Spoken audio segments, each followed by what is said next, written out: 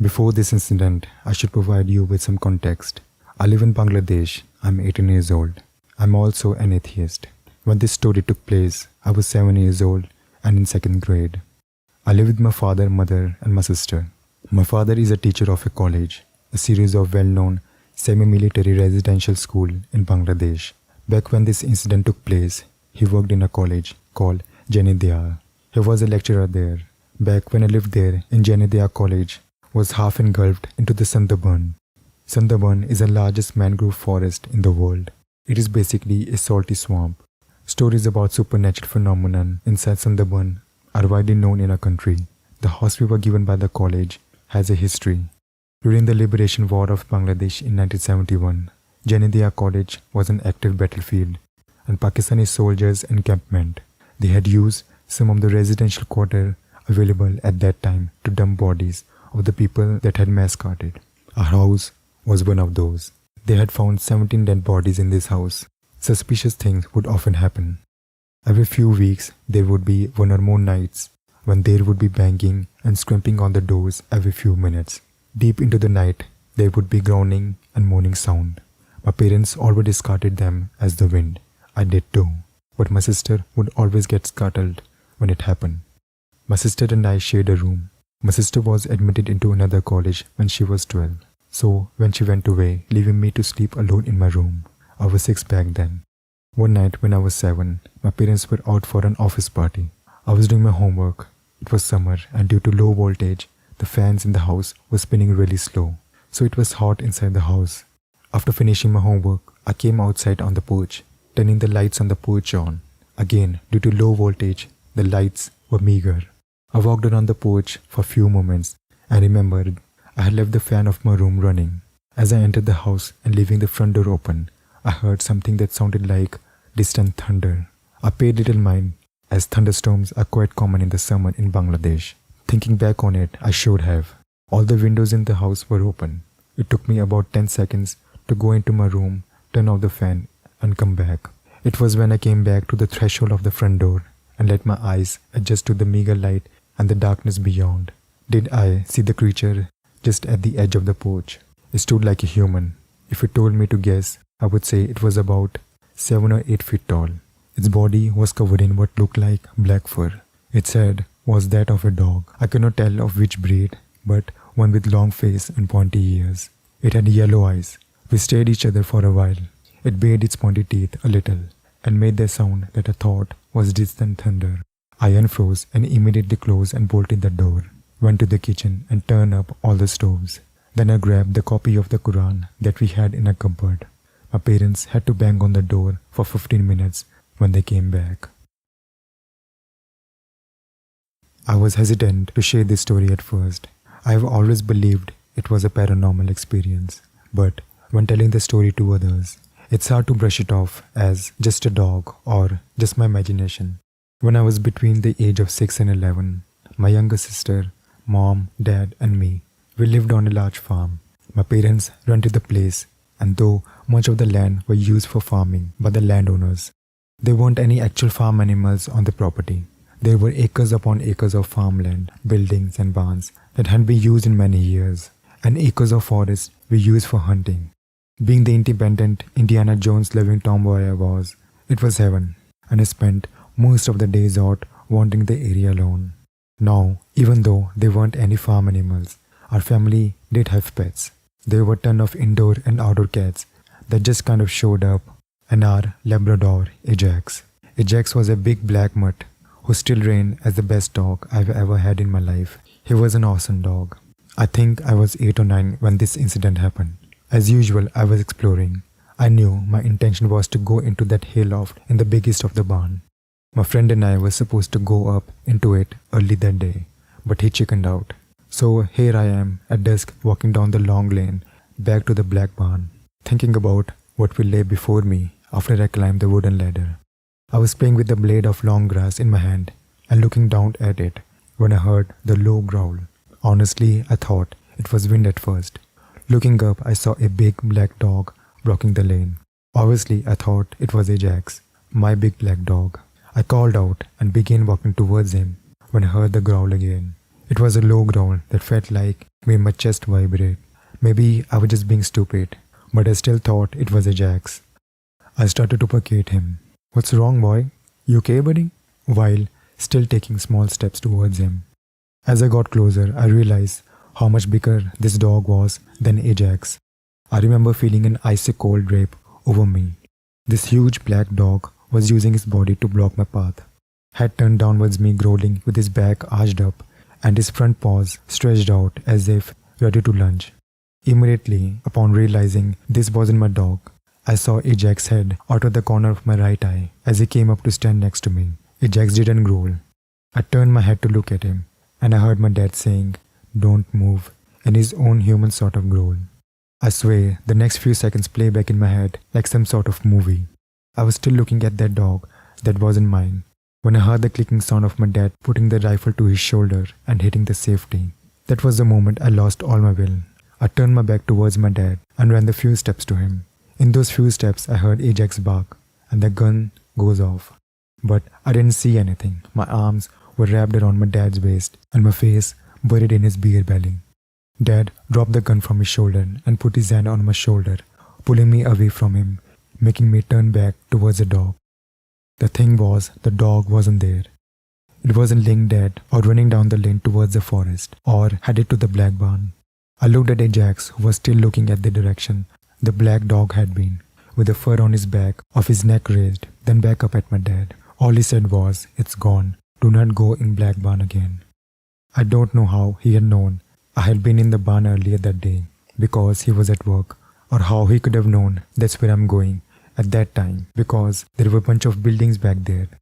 I'm going to preface the rest of this story with this. Just about only thing my dad and I had in common when I was growing up was a sensitive to the paranormal and love of reading. We didn't talk much, but when we did, it was usually about one of those two subjects. So here's the thing, we didn't talk about it right afterward. We were saddened during the long walk back to the house that night, but we did talk about it few weeks later. Living out in a rural area, you get used to predators like coyotes, foxes, and even raccoons. And having a lot of barn cats, you get used to them disappearing. So one time at dinner, my sister mentioned a cat she hadn't seen for a while, and I commented, "I bet it was a black dog." And my dad said, "Yeah, probably." I recognized this as my window and asked him about it after dinner. He told me he had seen that thing, as he called it, a couple of times before. He said it started by seeing it out of the corner of his eyes while he was hunting in the forest. Later, saw it coming out of the black barn while he was pulling in after work one night. He said it was always at dawn or dusk when he saw it, when the lights were low. I specifically asked him about the incident a couple of weeks before. What happened to the dog? Where did it go? He said, "It was just a smoke. There was no dog." My ex didn't really like dogs, so after we broke up, the first thing I did was get a dog and all the other things he didn't approve of. Jack was a black Labrador mixed with white patches on his chest, probably around 50 or so pounds. I found him at a local adoption event. You donate whatever you can and they will choose a pet for you. And if you like the pet, you can accept the adoption match. The event was focused on animals that were on a kid list and multiple shelters in the area were participating. So I went to the adoption event and a woman named Angela introduced herself to me. She asked, she had been fostering Jack and he was within the age range and the size I was looking for. He's 2 years old. He had been returned to the shelter because the family moved out of the state and left him alone. She tells me that it was through no fault of his own because he was an amazing dog. Angela mentioned that he was a single pet kind of a pet. She asked me if I want to take him on a walk. She handed me his leash and I hooked him up. I put his leash on him and he just stared at me. I pulled the leash just slightly and asked him if he wanted to go for a walk and walked to the door, kind of ignoring me but being obedient. Angela looked at me from the window while I walked him. I didn't really feel the connection to him. He was aloof and never looked at me unless I wasn't looking at him. I told her that I liked him but would keep looking. I handed her back Jack and she generally looked upset. I kept walking around the event and even volunteered to help put some of the dogs away into the van to go home, hopefully to live another day. It was getting late and already dark when I made my way back to the car. And there was Angela with Jack. She was having a cigarette, leaning against a car, talking to someone. It sounded like arguing. As I approached her, she looked up at me. "Please take him. I can't keep him. He needs a good home." She pleaded with me, clearly desperate. I don't know why, but I said yes. And before I knew it, she handed me the leash and walking quickly away towards the street. The first 2 nights were fine. He slept under the bed and I didn't really see him much. He seemed like he needed some time to readjust to being a pet. I don't know how to connect with him. I would throw toys and he wouldn't come. I would pour food for him and he wouldn't come out. But in the morning it will be gone. I'm a pretty sound sleeper, but the sound of clawing under the bed a few days later woke me up out of a dead sleep. I jolted out of the bed afraid. I was sweating and my heart was racing. I remember I have Jack and I called for him. He doesn't come out, no surprise.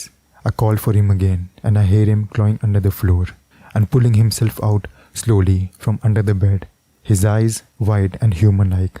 I patted the bed beside me and he looks at the bed for a second and sink back down and crawl back under the bed. I only saw him for a second and the room was pretty dark, but he looked different, somehow larger and more menacing. I must have been seeing things, I thought. I had a pretty hard time falling asleep. I wake up around 5 in the morning a few days later and go to my office across the hall and I start to work. The way the desk is set up, if the door is open all the way and the bedroom door is also open, you can see under the bed a little bit. As the sun starts to come up, I notice a dark object on the floor. I can't tell what is it. Maybe the blanket fell off the bed. But as the sun rises, the shape becomes more and more familiar. It's Jack with dark eyes fixed on me from under the bed. He grins at me. His teeth look sharp and he's drooling. I closed and locked the office door, not knowing what to do or what the hell that under the bed. He looks so normal most of the time. I call the shelter that hosted the event and tell them about Angela, who said she was from shelter out west. But the woman on the phone wasn't really listening. She had never heard of anyone named Angela from any shelter out west. She asked me to leave my name and number and she would check the list again to make sure. I kicked myself for installing the doggy door. It wasn't so odd to hear the flapping of the door randomly as Jack came and went only when I wasn't around. I'm gonna let him out and call animal control and tell them that I found this random dog. He's not chipped, I didn't sign anything.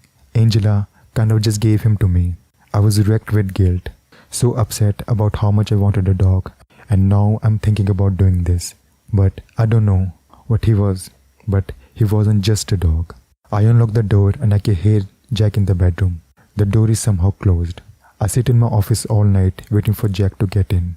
He wouldn't go outside after that. It's like he knew my plan and didn't want to give me opportunity to call animal control. There were moments where he was a dog and other time he was something else, like dog-like creature, moving in a way animals just don't. I snuck out of the house once I heard the door flap and drove as fast as I could to a hotel where I cried and screamed on the way. I was finally free and out from under the watchful eyes of my goddamn shelter devil dog. I got a 15th floor with a balcony and a view of the ocean. As soon as I got into the room, I checked under the bed, the closet, the bathroom, everywhere for Jack.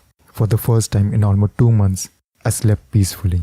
I woke up and the feeling of dread and fear that had been bubbling like a bad dinner in my gut was gone. I stayed there for 3 days until my credit card bleed. I went back home and the first thing that I noticed was the front door was wide open. I wasn't sure if I should go in, but I did, and the thickness in the air was gone. The house seemed brighter and felt better. I looked around everywhere in the house, and when I was convinced he was truly gone, I sat on my couch and cried in relief. My first thought after that was the doggy door, and I ran to the garage and I grabbed some woods and I screw 5-inch screws into the door frame and called a handyman and scheduled someone to come over and replace the door. It had been almost 3 months since Jack left.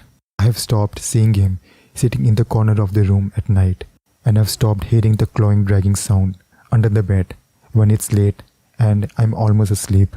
This is until last week. I looked out my bedroom window because I heard a obnoxious, repetitive knocking sound outside that was driving me crazy. I figured it was a woodpecker We have so many of them in the woods behind my house, and if they land nearby, and I can hear them from any room on that side of the house. The sun had gone down, it was almost dark outside.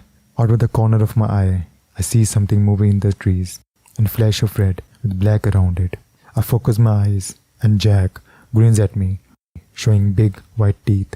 He looks straight at me, with same no expression, about 15 feet up in the trees behind my house.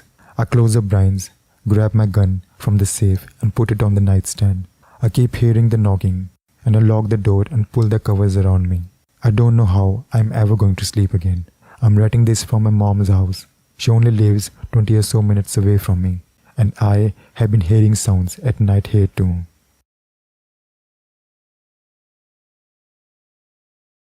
I'm JC.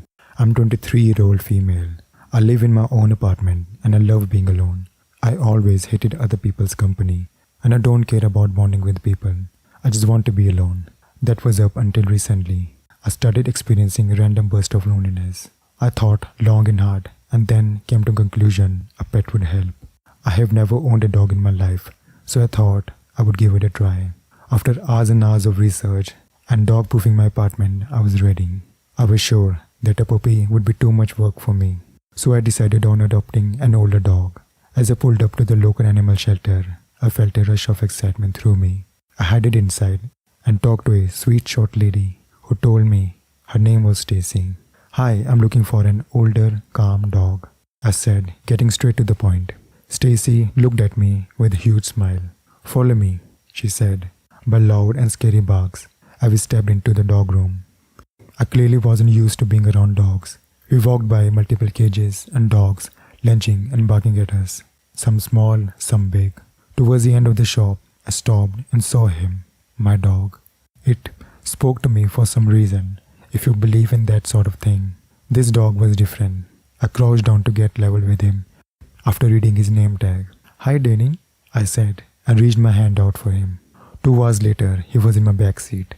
We stopped at the pet store on the way home and got the rest of the things I still was yet to get. When we got home, Winnie ran in and sat on the couch, not even stopping to sniff anything. I sat next to him and started petting his rough fur. They didn't even know what breed he was, just somewhat, I guess. That's when I realized how weird his eyes were. They were like, so wide. I don't know how to explain it. Maybe that's why I liked him so much, even without thinking about it. I was a little freaked out, but chalked it up to his weird mix of breeds and cuddled up on the couch with him and put on a movie. I was happy with my new friend. I woke up the next morning on the couch. I could hear a faint rustling from the other room. That's when I remember I own a dog now. That's when it happened.